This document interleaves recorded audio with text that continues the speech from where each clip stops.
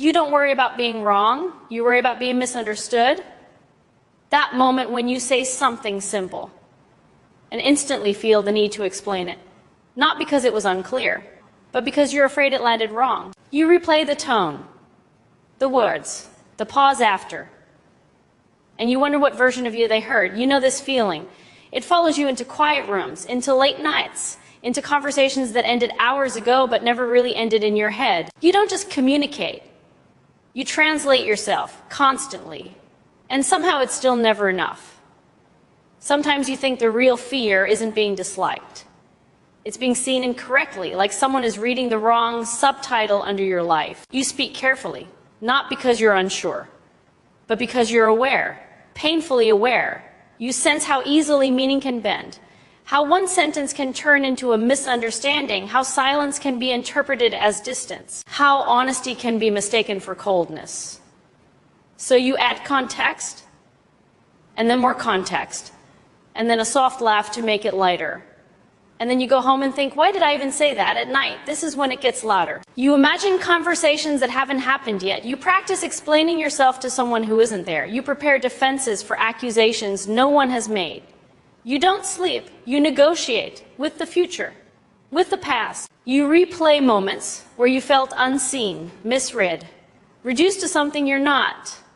And you feel that familiar tightness in your chest, that quiet panic, that urge to reach out and clarify something that doesn't need clarifying anymore. You've always had this sense that people see only the surface, and the surface never tells the full story. You carry depth quietly. But you're afraid depth looks like distance from the outside. You're afraid your silence feels like disinterest. Your sensitivity feels like weakness. Your boundaries feel like rejection. So you explain, and explain, and explain again, until you're tired. There's a particular exhaustion that comes from trying to be understood. It's not loud, it's heavy. It settles in your shoulders, in your jaw, in the way you hesitate before speaking, even with people you trust. You don't want to be misunderstood, because being misunderstood once already taught you something painful, that people respond to the version of you they create, not the one you are. And once that version forms, it's hard to change, so you try to get ahead of it. You anticipate reactions, you adjust wording, you soften truths, you dilute emotions, you don't lie, you just edit. And sometimes when you're alone, you wonder what it would feel like to speak without editing, to be received without explanation. You wonder if that's even possible. You remember moments where you finally opened up, and the response didn't match the courage it took. A joke where you needed care. Advice where you needed understanding. Silence where you needed reassurance. And something in you learned to be careful after that. You don't fear vulnerability itself. You fear vulnerability being mishandled. Because when you open up, you open fully. There's no half. So you protect it by thinking, by overthinking, by rehearsing what you'll say, by predicting what they'll hear. Sometimes you don't even want to talk. You just want to be known without explanation, without defense, but that feels unrealistic. So you keep doing what you've always done. You monitor yourself, your tone, your expressions, your pauses. You notice shifts in the room before anyone else does. A slight change in energy, a delayed response, a look that lingers a second too long. And instantly, your mind fills in the gaps. Did I say something wrong? Did they misunderstand me? Do I need to fix this? You don't like conflict.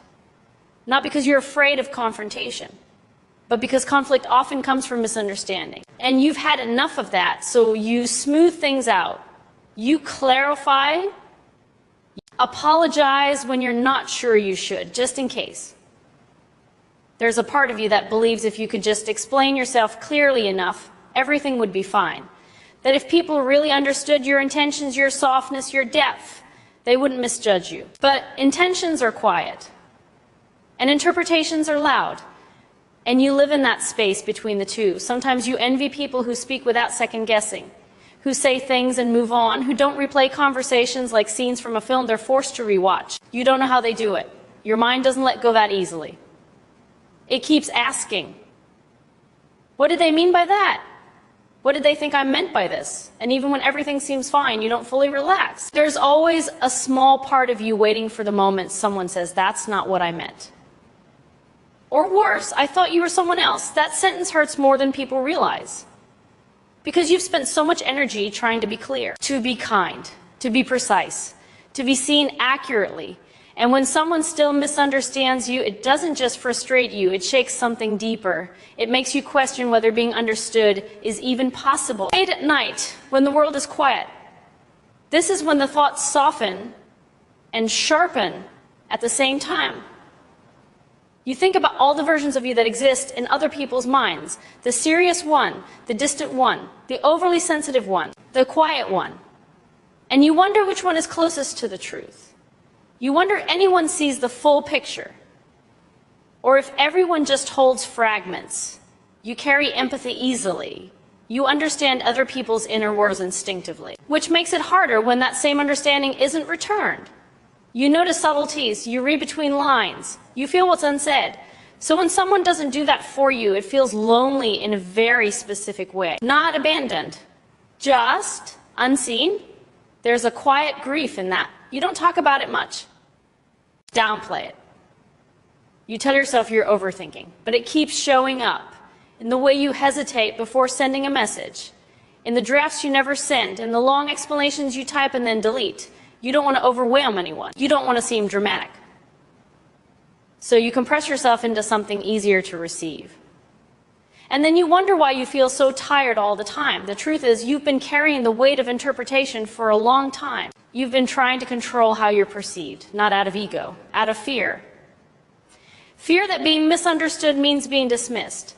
And you've learned that dismissal hurts more than criticism. At least criticism engages with you. Being misunderstood feels like being talked over by silence. There are moments, rare ones, when someone actually gets you without you explaining, without you correcting. And in those moments, something in you exhales. You feel lighter, softer, like you don't have to hold yourself together so tightly. Those moments stay with you, because they remind you that the problem was never your depth. It was the space you were in. Still, you remain careful. You still think. You still analyze. You still replay. But maybe now, there's a quieter understanding forming. That being misunderstood doesn't mean you failed to explain yourself. Sometimes it just means the other person wasn't listening from the same place you were speaking from. And that's not something you can control. You don't have to disappear to be understood. You don't have to over-translate your existence. There is nothing wrong with the way you think, with the way you feel, with the way you pause before speaking. Tonight, as you listen to this, you don't need to prepare a response. You don't need to clarify anything. You're allowed to just be here, unexplained, unedited. And maybe that's enough.